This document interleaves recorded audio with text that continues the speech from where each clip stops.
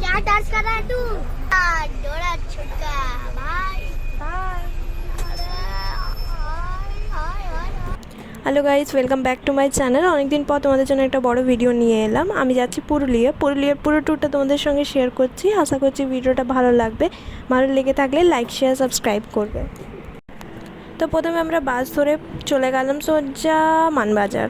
তোমরা চাইলে কিন্তু হাওড়া থেকে যদি যাও বা অন্য কোনো জায়গা থেকে যাও, পুরুলিয়ার ট্রেন ধরতে পারো। পুরুলিয়ার ট্রেনে নেমে ওইখান থেকে তোমরা পুরুলিয়াটা এক্সপ্লোর করতে পারো। যেহেতু পুরুলিয়াতে আমার মা বাড়ি, সেহেতু আমি আমার মামা বাড়ি যাচ্ছি। আমার মামা বাড়িতে যেতে গেলে প্রথমে মানবাজার যেতে হয়। মানবাজার থেকে আমাদেরকে ওরা নিতে আসবে।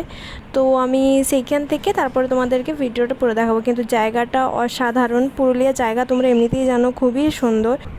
তো ওরা দেখো আমাদেরকে নিতে চলে এসে আমরা এই কারে করে এখন যাচ্ছি। রাস্তাটা দেখো, অসাধারণ রাস্তা, মানে এত সুন্দর লাগে না আমার মামা বাড়ি আসতে। তুমি দেখো জায়গাটা, চারিদিকটা গাছ, লাল পলাশ, মানে অসাধারণ। লাল পলাশটা এখনও তোমাদেরকে দেখাতে পারিনি, তবে রাস্তায় দেখতে পেলে তোমাদেরকে দেখাচ্ছি। আমি যদিও বা দেখে নিয়েছি। এই যে দেখো লাল পলাশের গাছ, মানে আরও সুন্দর লাগে। তো এই রাস্তা দিয়েই আমরা কিন্তু আমার মামা বাড়ি যাচ্ছি।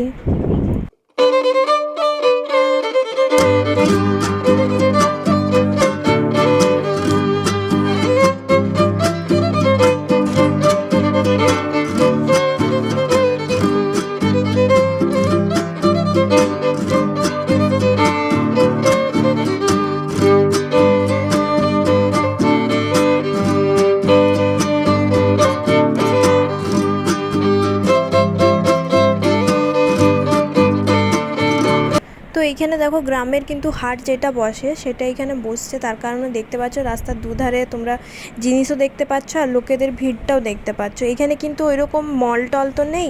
এই হাটের মধ্যে কিন্তু অনেক দোকান আছে। ওরা কিন্তু এইখান থেকে এইসব জিনিসটা নেই। এইসব জিনিসটা বেশ আমার ভালো লাগছিলো, কারণ কলকাতায় মলেই আমাদের একমাত্র উপায়। তো সেইখান থেকে এইরকমটা অনেকটাই ভালো লাগলো। তো সেই সব ছাড়িয়ে আমরা কিন্তু দেখো রাস্তা দিয়ে যাচ্ছি, দুদিকে সবুজ, মানে খুব দারুণ লাগছিলো।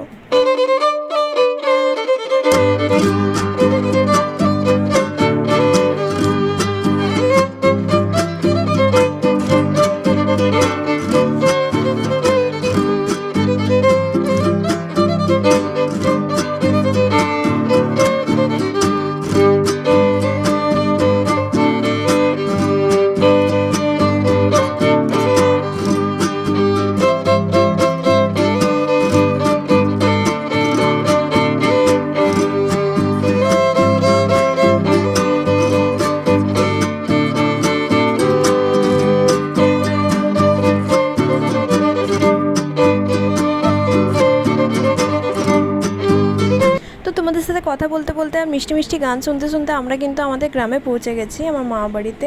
আর কিছুক্ষণের মধ্যেই কিন্তু আমরা পৌঁছে যাব।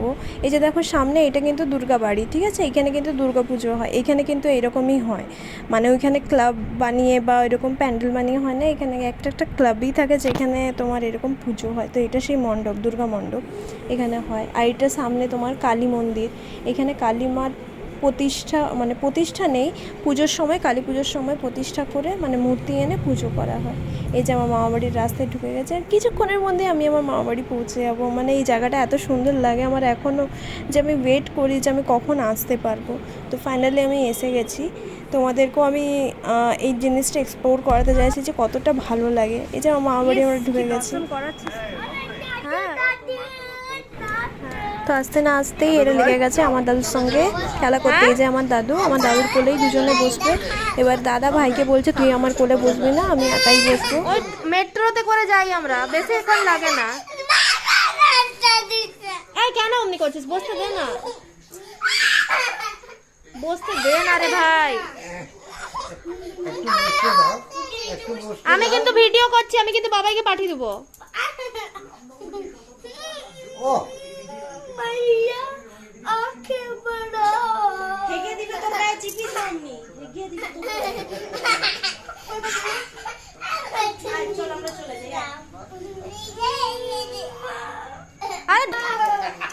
ছাড় উঠতো তোরা।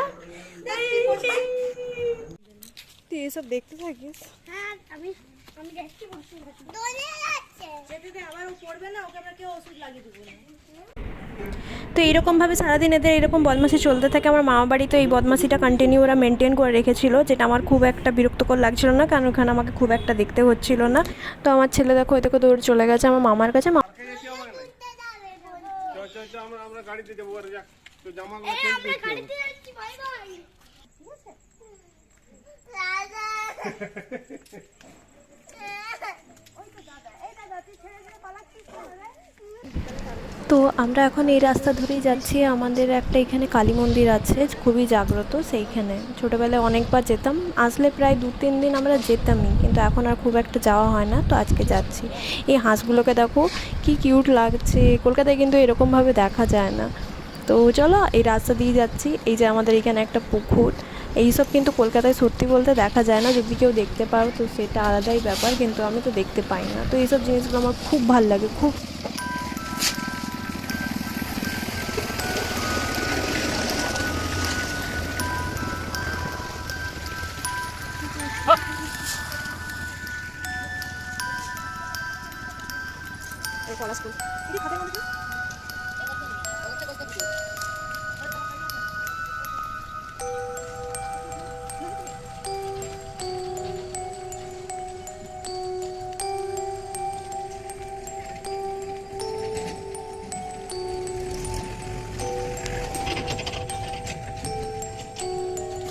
কোথায় তুলবো?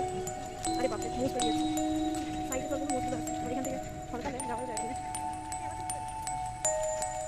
ওদিক থেকে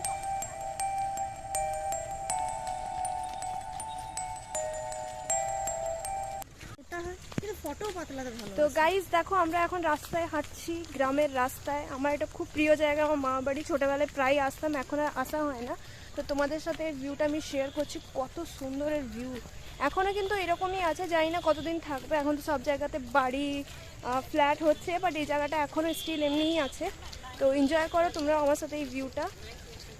স্পেশালি তো যারা বাইরে থাকে, কলকাতা বা দুর্গাপুর, এখন আর কোনো জায়গাতে কোনো দিকেই তোমরা এমনি ভিউ পাবে না। দেখো খুব সুন্দর ভিউ। আর এদিকে দেখো পুকুর আছে। না তো তোমাদেরকে দাঁড়াও চীনা বাদামের গাছ দেখাই। কিছু বোঝা যাচ্ছে না অন্ধকারে, বাট এটা এই দেখো, এটা হচ্ছে চীনে বাদামের গাছ। কিছু বোঝা যাচ্ছে না, আমি যদি সামনে হাতের কিছু পাই তো আমি দেখিয়ে দিব। এই যে এটা হচ্ছে চীনে বাদামের গাছ। আরে বাপরে, আরে দেখো সামনে থেকে কি আসছে, ভয়ে আমার প্রাণ কাঁপছে। চলো দেখি এটাকে কিছুভাবে ক্রস করা যায় কিনা।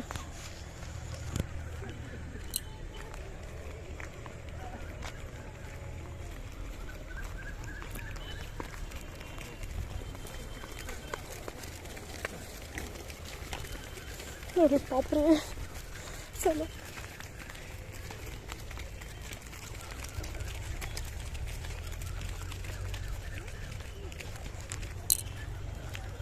জীবনটা শুকিয়ে গেছিলো। এত গরু আর ছাগল দেখে আমার, গরু আর ছাগলকে আমার সত্যিই অনেক ভয় লাগে, কারণ ওদের কোনো সেন্স হয় না কখন কি করে দেবে।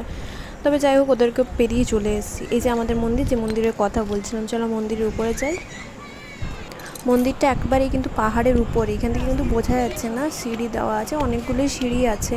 তো সেই সিঁড়ি দিয়েই উপরে যেতে হবে, সেইখানেই মন্দির। এই মন্দিরটারও একটা গল্প আছে, সেই গল্পটার এই ভিডিওতে বলছি না, তাহলে ভিডিওটা অনেকটা বড় হয়ে যাবে। আমি তোমাদেরকে মন্দিরটা চারপাশটা একটু দেখিয়ে দিচ্ছি, আর ভিডিওটা এখানেই শেষ করে দিচ্ছি।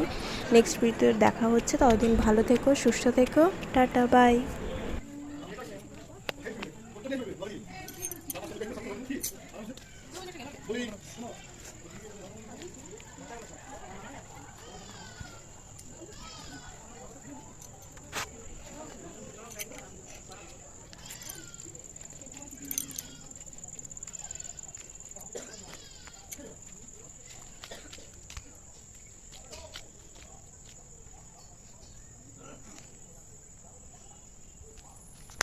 বলো ইয়েটা করে নে, চটচড়িটা করে এখানে কর।